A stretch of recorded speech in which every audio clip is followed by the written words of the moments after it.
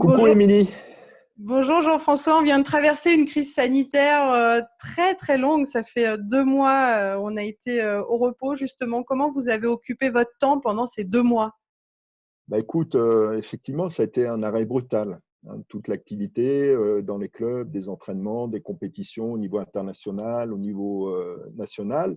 C'est aussi le report de Roland-Garros, hein, avec l'annulation du colloque annuel des enseignants, qui cette année était prévu sur le central, équipé de son toit le jour de la première journée des qualifications, avec la présence d'un intervenant de choix, Tony Nadal. Voilà, donc période difficile, hein. D'abord, dans un premier temps, on a dû se replier sur soi-même, hein, auprès de ses proches, se recentrer un peu sur soi et puis réfléchir à beaucoup de choses. Et justement, vous à la DTN, comment vous avez réagi? Qu'est-ce que vous avez mis en place? Alors l'idée, très vite, après, bon, ça a quand même été difficile pour tout le monde, hein. Il a fallu réagir. Donc nous avons vraiment essayé de switcher, de rebondir, hein, et être plutôt proactif que d'être en réaction par rapport à ce qui se passait. Donc on a travaillé sur beaucoup de domaines. Le premier, ça a été de donner du sens à cette période. Le deuxième, c'était d'essayer d'être créatif, hein, pendant cette période de confinement. Également nous organiser, travailler sur des scénarios possibles et puis surtout rester connecté avec les autres, avec tout l'écosystème des territoires. Et justement, comment vous avez réussi à rester connecté avec l'écosystème? Alors, renforcer le lien. Donc, on a très vite créé un groupe de travail qui a été piloté par François Duport, hein, avec vraiment l'intention d'être disponible, d'écouter les bonnes pratiques, d'écouter les enseignants professionnels, parce que beaucoup ont bien réagi. Moi, j'ai été frappé par le sens des responsabilités, hein, des différents acteurs, que ce soit des cadres techniques, des enseignants professionnels, avec des bonnes pratiques, écouter ce qu'ils vivaient, hein, et écouter également ce qu'ils ont créé pendant cette période, parce qu'il y a eu beaucoup d'innovations, de choses créées. Voilà. Après, l'idée, donc, ça a été de poursuivre les travaux que nous avions commencé à entamer, hein, notamment, par exemple, sur l'école de tennis, sur le repérage, sur le haut niveau, hein. Donc, on a poursuivi ce travail. Également, donc, on a innové en s'appuyant un peu sur des expériences qui ont été mises en place dans certains territoires, hein, et notamment sur le domaine de la formation continue auprès des enseignants professionnels, avec des webinaires qui ont été proposés aux enseignants. Et justement, par rapport au webinaire, quels sujets ont été abordés? Alors, deux sujets pour le moment, hein. Le premier sur l'entraînement physique des 8-12 ans, et puis le deuxième, c'est sur la pratique du match, hein. Comment organiser le jeu, le match au sein de son club. Donc, ça a été près de 160 enseignants qui ont participé à ces webinaires, qu'on a voulu, sur une durée assez courte, hein, d'1h30 tout de même, avec la volonté d'échanger. Donc, par exemple, sur la pratique du match, on a eu le témoignage de 2 enseignants professionnels, hein, qui ont été présents avec nous. Et justement, par rapport à ces webinaires, est-ce que c'est amené à perdurer dans le temps? Comment est-ce que tu vois l'avenir? Comment ça va s'organiser?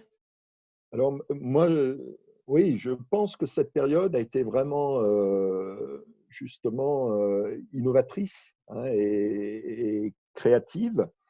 Donc, l'idée, c'est de poursuivre parce qu'on a eu des retours positifs, hein, que ce soit sur ces webinaires qui ont été organisés dans les régions et nous au niveau de la DTN en partenariat avec le LIFT. Donc, des retours positifs. On a eu pas mal de demandes des enseignants professionnels, hein, sur des thématiques, sur l'école de tennis, sur la préparation physique, sur la préparation mentale, éventuellement la biomécanique. On a eu également aussi des demandes des enseignants professionnels pour un besoin de se retrouver et d'échanger entre eux dans le cadre de ces webinaires. Donc, je pense que c'est une piste à poursuivre, hein, parce qu'on souhaite vraiment être dans l'écoute et on pense que ça sera profitable dans l'avenir pour trouver les bonnes formules pour repartir. Par rapport aux enseignants qui ont participé à ces webinaires, est-ce qu'il y a un profil d'enseignant particulier ou c'est un peu divers et varié? Non, Non, non, c'était divers et varié. On a essayé aussi d'aborder deux thématiques différentes, hein. Une plutôt pour l'entraînement, pour le haut niveau, et l'autre plutôt le match, le jeu, l'école de tennis, hein, par rapport au développement. Donc, on a eu voilà, deux publics différents, certains s'étant inscrits dans les deux sessions. Là, si on se projette un petit peu sur la rentrée, Mhm. qu'est-ce qu'il va falloir vraiment mettre en place, être vigilant, notamment au sein des clubs, pour que le démarrage, le redémarrage se fasse dans de bonnes conditions? Alors, bah, je pense que là, on est dans une phase d'expérimentation, hein. C'est vrai que bah, il y a eu l'arrêt complet, hein, ça a provoqué bah, forcément des incertitudes, des inquiétudes, hein. Donc aujourd'hui, on est en train de rebondir, de remonter, d'expérimenter, hein, des choses, hein, en ouvrant les clubs. Bah, l'idée forte, enfin, ce qui me paraît important, c'est de prendre en compte les inquiétudes, hein, mais d'anticiper, hein, et de revisiter les offres qui vont pouvoir être proposées au sein des clubs. Après, je pense que c'est à chacun, hein, à chaque club, de trouver l'offre bah, qui va permettre de rassurer les adhérents, hein, pour qu'ils reviennent dans le club, et en même temps essayer de franchir un cap, hein, en proposant de nouvelles offres.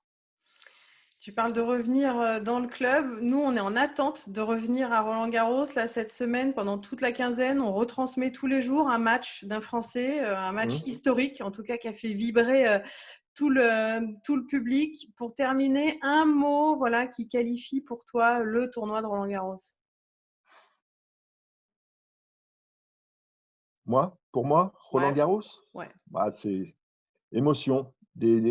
Ouais, franchement, des émotions. Alors, l'émotion aujourd'hui, les matchs vont, je pense, vont pouvoir se terminer, hein, le soir, mais les émotions là au coucher du soleil avec ces cinquièmes sets décisifs. Voilà, ça c'est quelque chose que je retiens qui nous fait vibrer.